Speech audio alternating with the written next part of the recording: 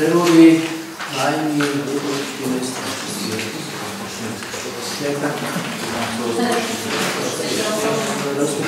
Rozpočty mestských príspevkov a rozpočty organizácie rok 2014.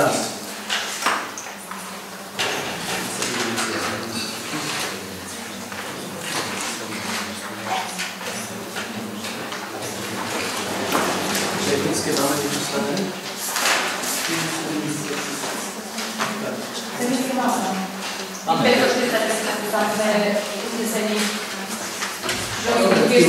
Tým ostatným organizáciám sú nejaké podmienky, námiety?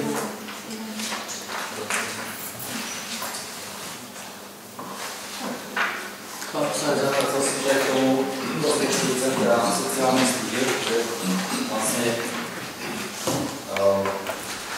tam je návrh 2015-16 nejakých 10 000 alebo 80 000 viacej ako tej položke tu prvej. A to povedá ako zhruba kapacity, alebo chcem predpoklad máte, že asi aký sa to bude vyvíjať, alebo...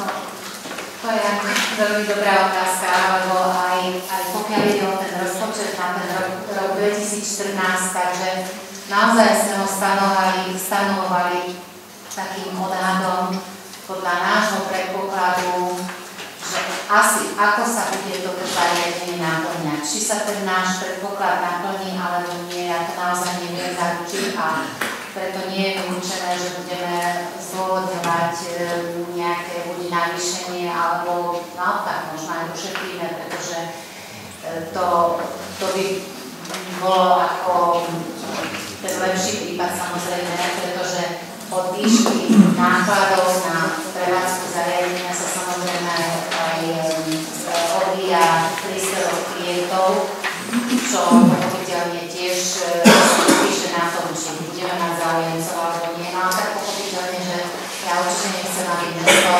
teraz nejako kvôli Centru sociálnych služieb prevádzalo. Takže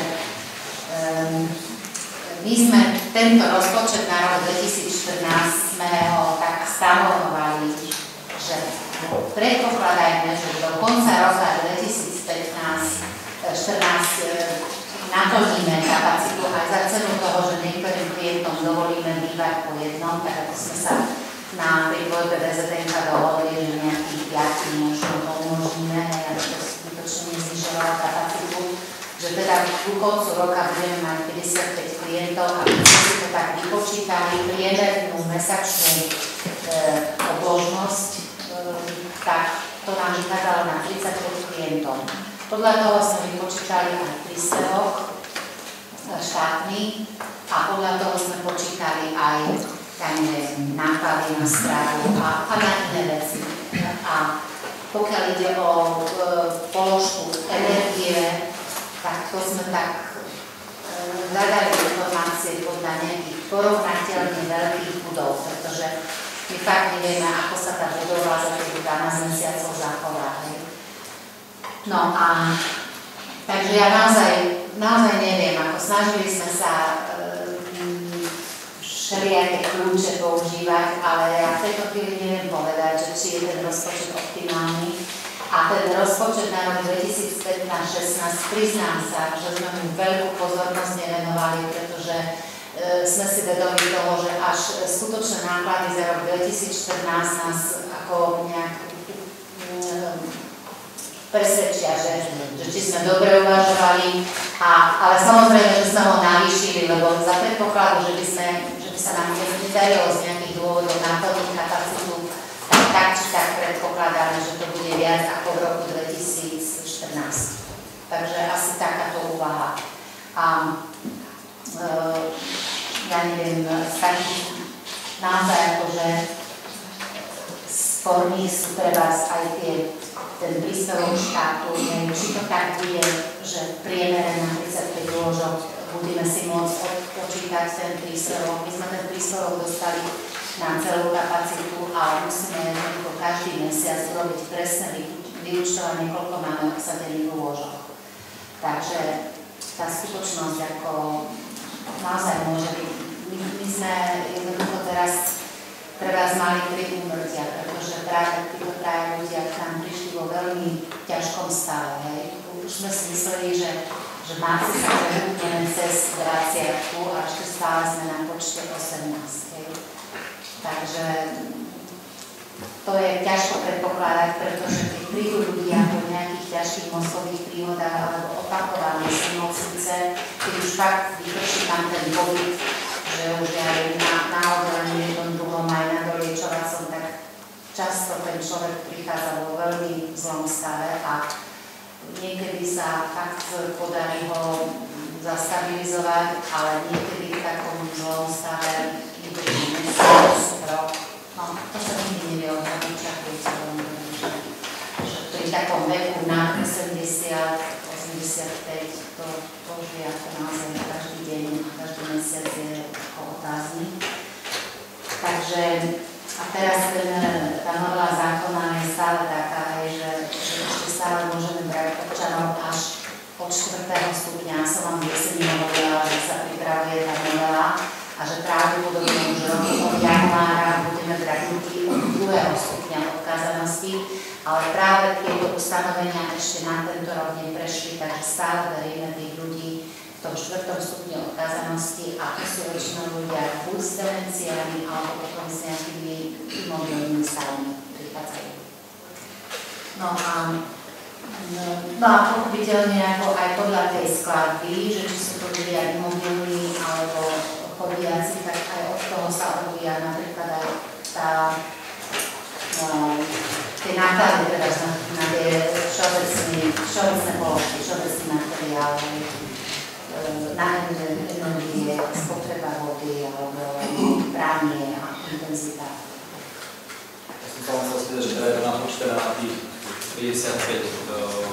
No 55, že dosiahneme z koncu roka, ale keď to spočítame, že ja neviem, koncom januára sme mali 17, vo februári sme mali 18, teraz možno, že budeme mať 20, hej, ak sa medzi tým zase bude nejaká zmena, hej, a keď to takto spriemerujeme, tak sme predpokladali, že nám bude priemerné číslo 35 klientov na mesiac, hej, ale ako to z predpokladu, že v decembri už budeme mať stav 55, a či to naozaj tak bude, ja tiež neviem úplne zagarantovať, pretože to len možno by bolo dobre povedať aj tí poslancov, aby ste vedeli, že nebol by problém toto zariadenie obsadiť možno, že aj v priebehu mesiaca, troch mesiacov, tak, do pol roka, za predpokladu, že by som ja teraz jednoducho rozoslala nejakú výzvu všetkým krajom a všetkým okresom na Slovensku alebo aspoň mojim známym,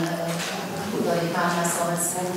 Ale ako ja viem, že by nám tu poslali tie najťažšie a najproblémovejšie stavy a potom by sa mohlo stať, že príde jeseň 2014 a naši dôchodcovia, alebo to tak býva, že tá vlna na jeseň je vždy taká, že pred zimou sa potrebujú ako mnohí ľudia, sa obzerajú, že ako ďalej, či vyriešia nejakú starostlivosť u niekoho, alebo ešte zvládnu tú zimu doma. Mohlo by sa stať, že jednoducho nebudeme postačovať s tou kapacitou a potom od roku 2015, zase od januára 2015 má vstúpiť tá časť novely, že domovy sociálnych služieb, ako napríklad Pražská lesná Zakamenú Novoň, už nebudú môcť prijímať ľudí v seniorskom veku. Takže v podstate to, čo malo byť v roku 2014, že nám ten zákon nahráva, tak sa to odsunulo na rok 2015. A práve to, že majú prísť ľudia v druhom stupni odkázanosti môžu a teda občania v seniorskom veku budú chodiť len do zariadenia pre seniorov. A tieto dve veci, ktorými som tak hovorila, že celkom aj nám nahrávajú, tak práve tieto dve veci neprešli, ale mali by prejsť v roku 2015. Takže my možno v tom roku 2015 naozaj budeme viac zavalený tým žiadosťami. Tak preto by asi nebolo múdre, ako nejak za každú cenu to zariadenie obsadzovať aj občanmi s iným okresom nejako vyzývať. Keď si nás nájdú, že tu majú nejaké chorenie, tak asi ho odmietať nebudeme, ale aby sme ich nejako vyhľadávali a zvolávali, dávali výzvať, tak to asi touto cestou, neviem, nechceme ísť. Ďakujem. Sú ešte otázky ďalšie?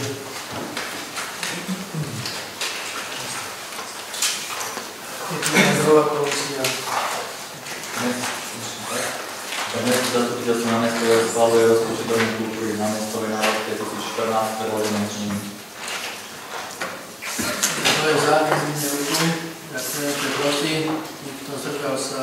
Nikto, všetci prítomní poslanci sú za. Mestské zastupiteľstvo námestové schvaľuje rozpočet technických služieb mesta námestové na rok 2014 v predloženom znení a so zapracovaním zmien schválených v rozpočte mesta na rok 2014. Kto je za, nezvihne ruku. Nikto je proti. Nikto zdržal sa. Nikto, všetci prítomní poslanci sú za.